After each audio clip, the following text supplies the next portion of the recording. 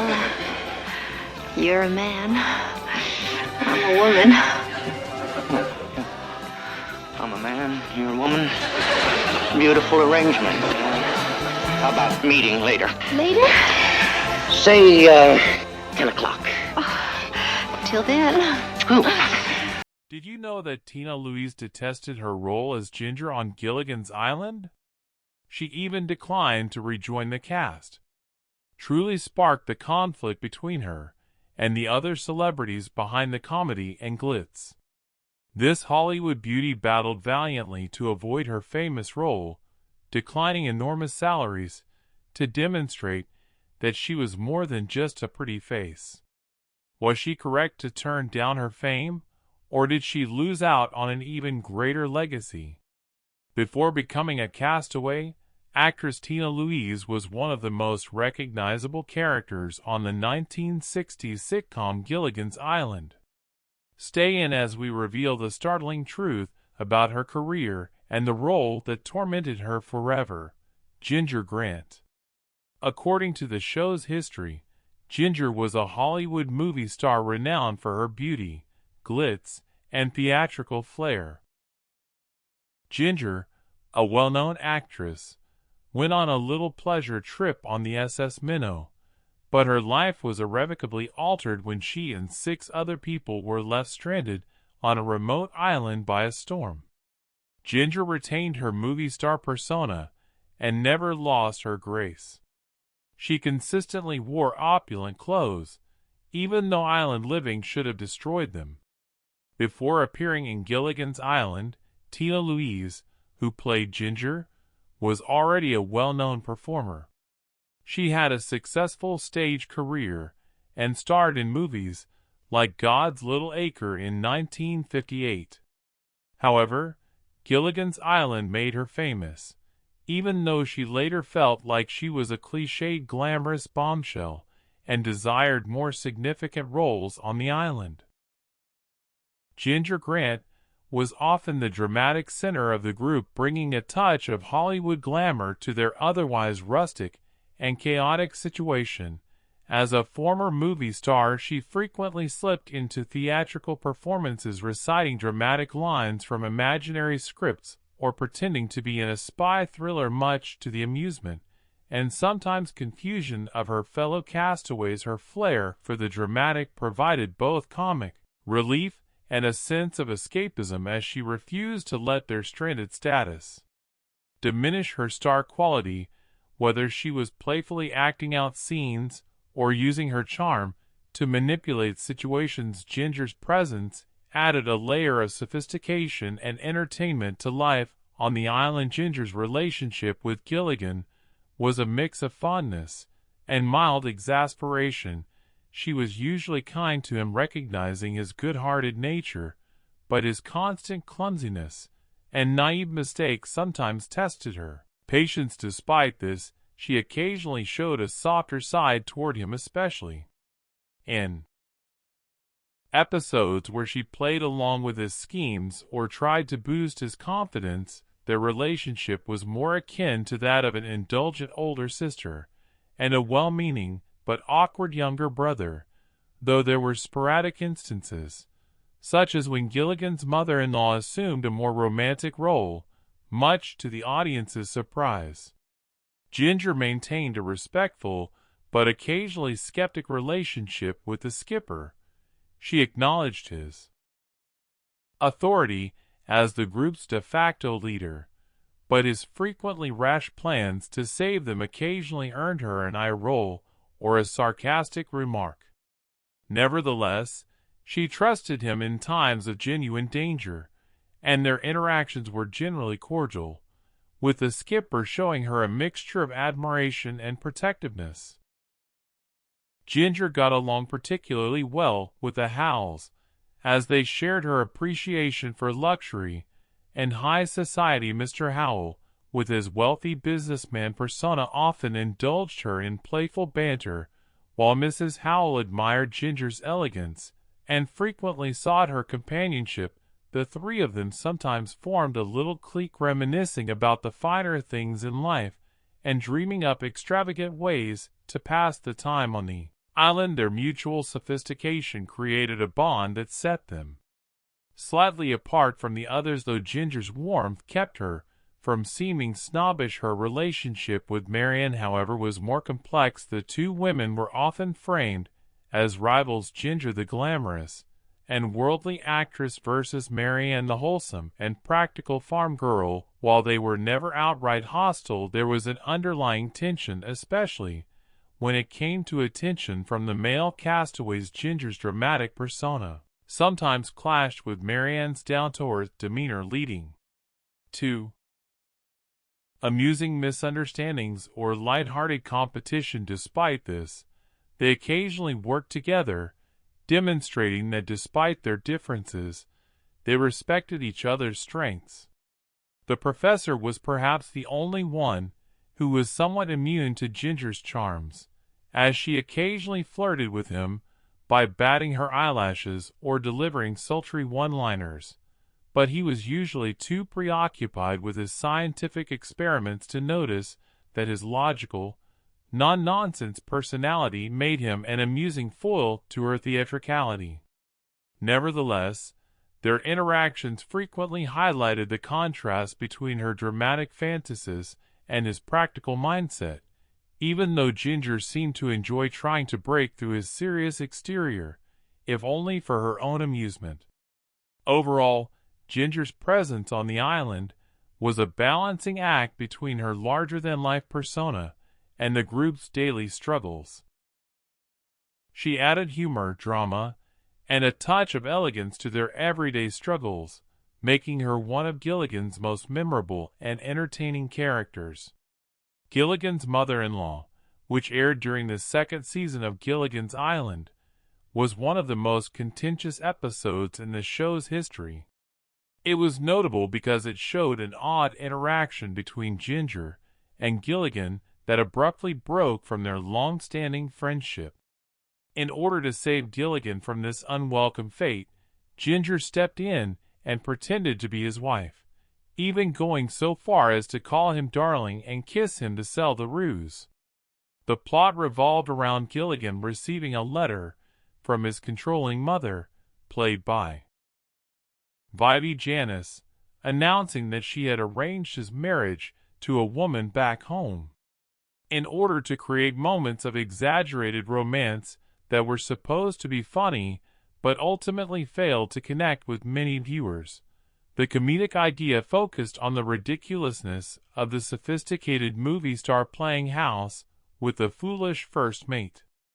A number of significant elements contributed to the episode's unfavorable criticism, chief among them being that Ginger and Gilligan's relationship didn't seem plausible or organic within the dynamics of the program.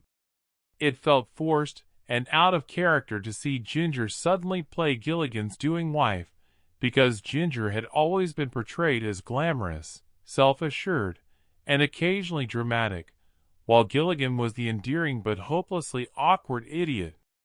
Additionally, the episode went against the unspoken fan expectations regarding relationships on the show. Ginger's brief appearance as Gilligan's love interest upset this dynamic, making the plot feel more like an awkward diversion than a logical progression. Many viewers had already mentally paired Gilligan with Marianne, whose sweet girl-next-door personality complemented his goofiness in a way that felt more natural. Another reason the episode offended viewers was that it undermined Ginger's typical persona throughout the series. She was the epitome of Hollywood glamour, a woman who attracted attention with her beauty and dramatic flair. Watching her play the part of a loyal, everyday wife even as a charade diluted the very qualities that made her character unique. Felt like the episode briefly removed her glamour, turning her into a plot device rather than allowing her to shine as the self-assured star she was meant to be, even though the writers probably intended the premise to be a humorous farce. Despite the criticism from viewers, many fans felt that the joke was executed in a way that compromised character consistency. According to reports, Louise enjoyed filming the episode because it gave her the opportunity to show a different side of Ginger than her typical damsel in distress or femme fatale roles.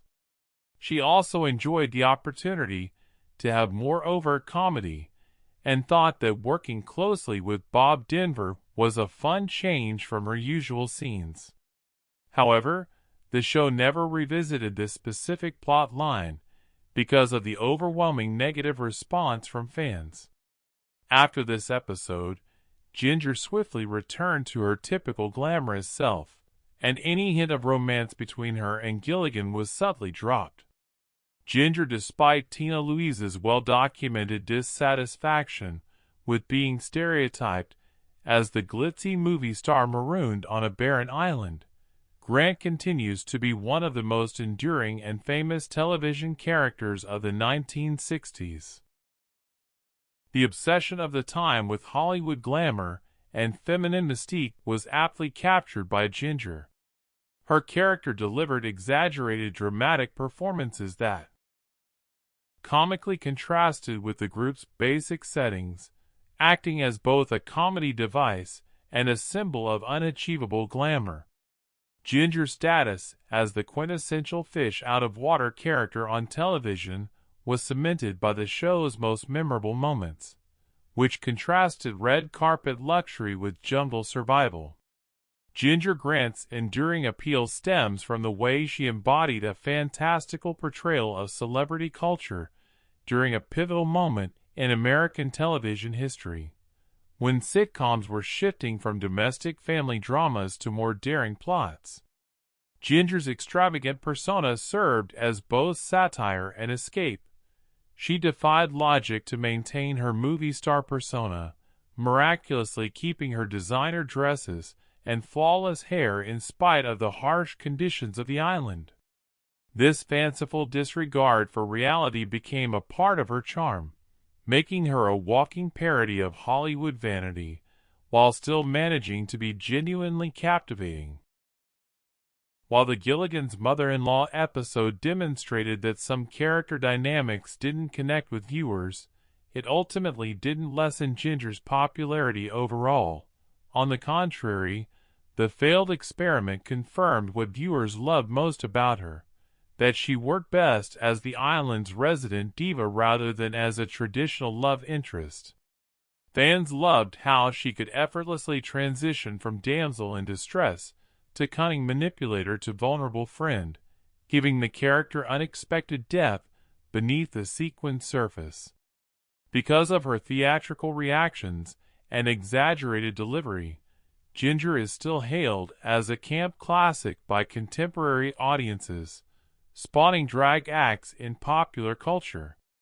Honors Tina Ginger's legacy endures not only in nostalgia for 1960s television, but also as an early example of how female characters could be both ridiculously over-the-top and genuinely compelling.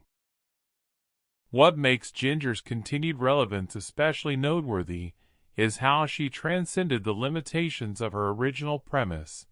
While Gilligan's Island was never intended as sophisticated comedy, Louise may have wanted to move beyond the role, but Ginger's unique blend of humor, glamour, and unexpected warmth created a television archetype that still feels fresh decades later.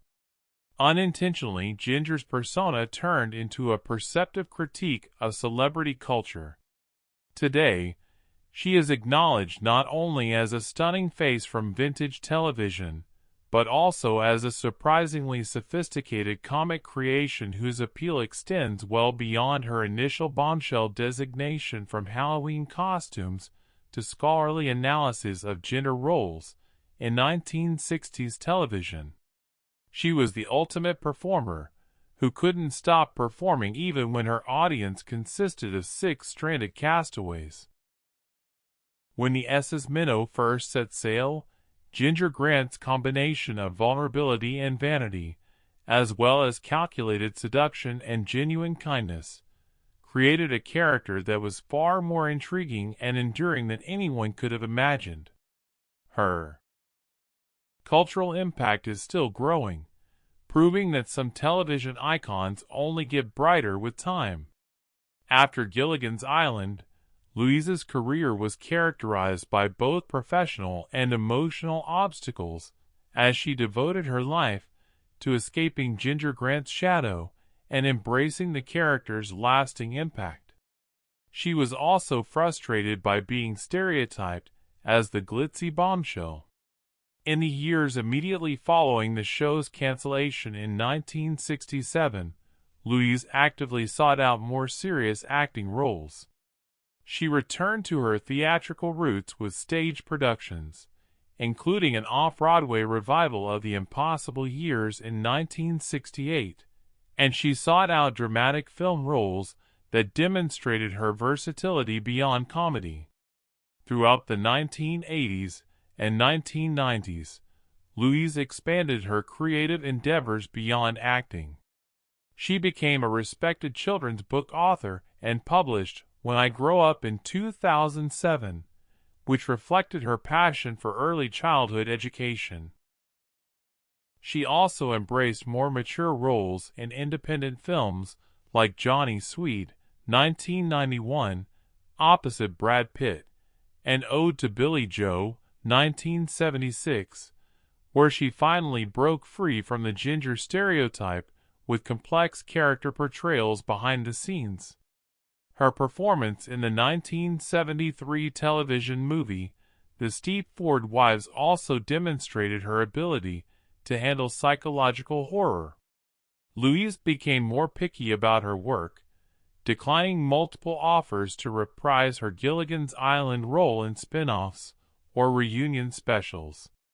This choice occasionally caused friction with her former co-stars, but showed her dedication to being respected as an artist in her later years. Although she continued to steer clear of most Gilligan's related events, Louise made a polite reconciliation with her most well-known role. She also started to acknowledge Ginger's cultural influence in interviews, and even took part in the 2004 reunion special, Surviving Gilligan's Island. In her 90s, her memoir Sunday 2018 provided frank insights into her professional challenges and eventual acceptance of becoming a part of television history. Although she never had the dramatic film career she had hoped for, Louise has built a reputation as a Hollywood survivor who overcame TYP casting through perseverance and artistic integrity. Her post-Ginger journey from hard-won acceptance to determined reinvention is a testament to her talent and tenacity in an industry that frequently attempts to categorize its stars. Today, she is celebrated not only as Ginger Grant but also as a multi-talented artist who wrote books, recorded music, and left her mark across various entertainment mediums.